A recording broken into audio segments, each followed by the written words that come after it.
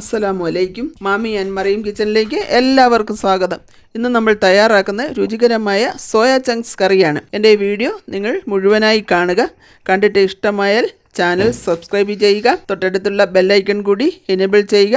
അപ്പോൾ ഞാനിടുന്ന പുതിയ വീഡിയോസ് നോട്ടിഫിക്കേഷനായി ലഭിക്കുന്നതാണ്. വീഡിയോസ് ലൈക്കും ഷെയറും ചെയ്യാൻ ആരും മറക്കല്ലേ. എൻ്റെ ഫേസ്ബുക്ക് പേജും കൂടി എല്ലാവരും ഫോളോ ചെയ്ത് എന്നെ സപ്പോർട്ട് ചെയ്യണേ. ലിങ്ക് ഡിസ്ക്രിപ്ഷൻ ബോക്സിൽ കൊടുത്തിട്ടുണ്ട്. ഞാൻ കുക്കിങ്ങിന് ഉപയോഗിക്കുന്ന കുറച്ച് സാധനങ്ങളുടെ ലിസ്റ്റ് താഴെ ഡിസ്ക്രിപ്ഷൻ ബോക്സിൽ കൊടുത്തിട്ടുണ്ട്. താല്പര്യമുള്ളവർക്ക് ലിങ്കിൽ ക്ലിക്ക് ചെയ്താൽ വാങ്ങാവുന്നതാണ്. അപ്പോൾ നമുക്ക് വീഡിയോയിലേക്ക് പോകാം. അപ്പോൾ ഞാനിവിടെ സോയ ചങ്ക് വേവിക്കാനായി ഒരു കുക്കർ അടുപ്പിൽ വെച്ചിരിക്കുന്നു. അതിലേക്ക് നമ്മൾ വെള്ളം ഒഴിച്ചു കൊടുക്കുന്നു. അതിലേക്ക് നമ്മൾ ഉപ്പിട്ട് കൊടുക്കുന്നു. ഇനി ഇതൊന്ന് നന്നായി തിളച്ച് വരുമ്പോൾ അതിലേക്ക് നമ്മൾ സോയ ചങ്ക്സ് ഇട്ട് കൊടുക്കണം. ഇപ്പോൾ നമ്മുടെ വെള്ളം തിളച്ച് വന്നിട്ടുണ്ട്. ആ വെള്ളത്തിലേക്ക് നമ്മൾ ഈ സോയ ചങ്ക്സ് ഇട്ട് കൊടുക്കുന്നു.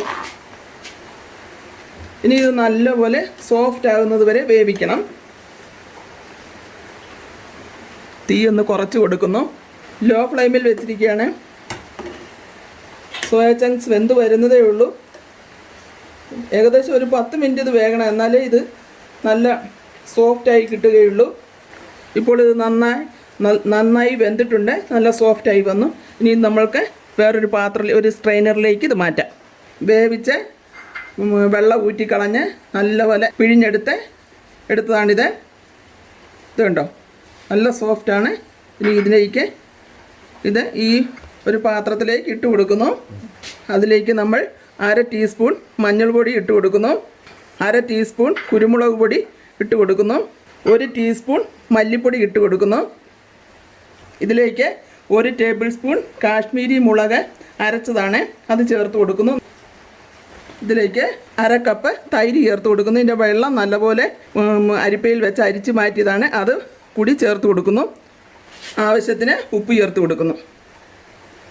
ഇനി ഇത് നന്നായി ഇളക്കി യോജിപ്പിക്കണം.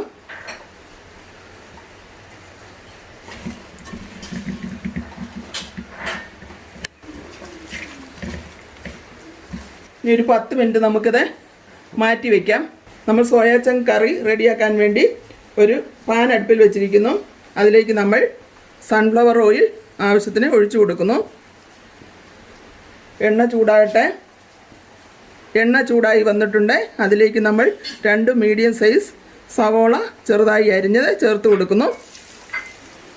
ഇതൊന്ന് നല്ലപോലെ വഴറ്റിയെടുക്കണം. ചെറുതായി ബ്രൗൺ കളർ ആകുന്നത് വരെ ഇത് വഴറ്റണം. നല്ലപോലെ ബ്രൗൺ കളർ ആകണ്ട, ചെറുതായി ഒന്ന് ബ്രൗൺ കളർ ആകുന്നത് വരെ ഇത് വഴറ്റിയെടുക്കണം. ഇതിലേക്ക് നമ്മൾ 1 ടേബിൾ സ്പൂൺ ഇഞ്ചി വെളുത്തുള്ളി പേസ്റ്റ് ചേർത്ത് കൊടുക്കുന്നു.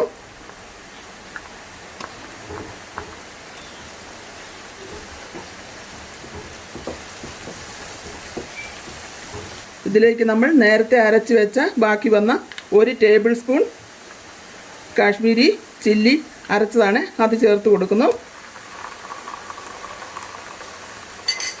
ഇതൊന്ന് നന്നായി വഴന്ന് വരണം.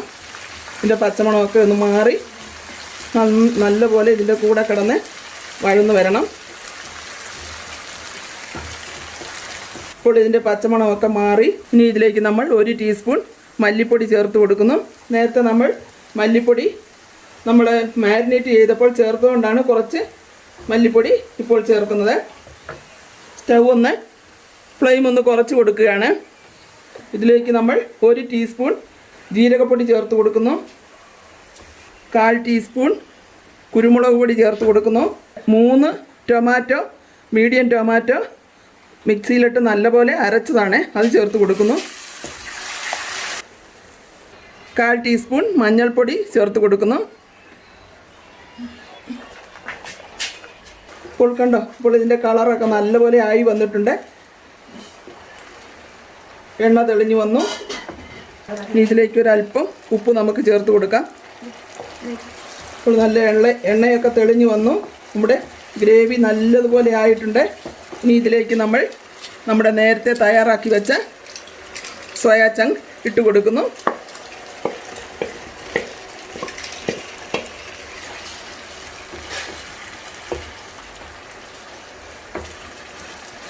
ഇങ്ങനെ ഒന്ന് എണ്ണയിൽ കിടന്ന് നല്ലപോലെ ഒന്ന് വഴന്ന് വരണം.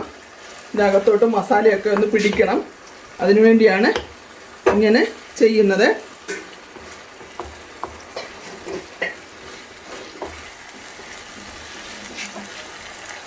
ഇനി ഫ്ലെയിം കുറച്ച് കൊടുത്തിട്ട് നമ്മൾക്ക് ഒരു 1/4 കപ്പ് തൈര് ഇതിലേക്ക് ചേർത്ത് കൊടുക്കണം. എന്നിട്ട് നന്നായി ഇളക്കി കൊടുക്കണം, അല്ലെങ്കിൽ ഈ തൈര് പിരിഞ്ഞു പോകും. ഇങ്ങനെ നല്ലപോലെ, ഇപ്പോൾ കണ്ടോ, നല്ലപോലെ ഇളക്കി യോജിപ്പിക്കണം. ഇങ്ങനെ ഇതുപോലെ നന്നായി ഇളക്കി യോജിപ്പിച്ച് കൊടുക്കണം. അപ്പോൾ ഇത് മസാലയെല്ലാം നന്നായി പിടിച്ചിട്ടുണ്ട്. നല്ല കളറും ഒക്കെ ആയി. നന്നായി വേകാൻ വേണ്ടി ഇതിലേക്ക് വെള്ളം ഒഴിച്ചു കൊടുക്കണം. നല്ല തിളച്ച വെള്ളമാണ് ഒഴിച്ചു കൊടുക്കുന്നത്. തിളപ്പിച്ച് വെച്ച വെള്ളമാണ് ഒഴിച്ചു കൊടുക്കുന്നത്. നമ്മൾക്ക് ഇത് മൂടി വെച്ച് വേവിക്കാം.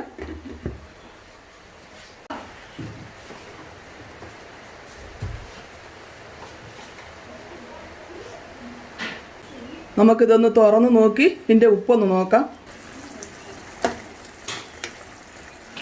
ഇതിന് അല്പം കൂടി ഉപ്പ് ചേർക്കാനുണ്ട്. ഉപ്പ് കുറവാണ്. മൂടി വെച്ച് വേവിക്കാം.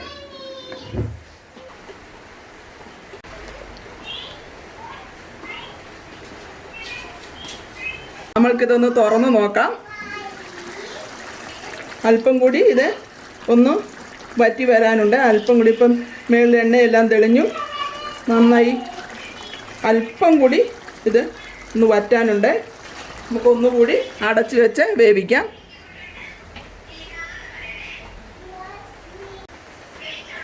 അപ്പോൾ നമ്മുടെ സോയ ചങ്ക്സ് കറി ഇവിടെ റെഡിയായിരിക്കുന്നു. നിങ്ങളെല്ലാവരും വീട്ടിൽ ട്രൈ ചെയ്ത് നോക്കണം. നിങ്ങൾക്ക് എല്ലാവർക്കും ഇഷ്ടമായെന്ന് കരുതുന്നു. ഇൻഷാ അല്ലാഹ് അടുത്തൊരു വീഡിയോയിൽ പുതിയൊരു വിഭവമായി കാണുന്നത് വരെ നിങ്ങൾക്ക് എല്ലാവർക്കും നന്ദി. അസ്സലാമു അലൈക്കും.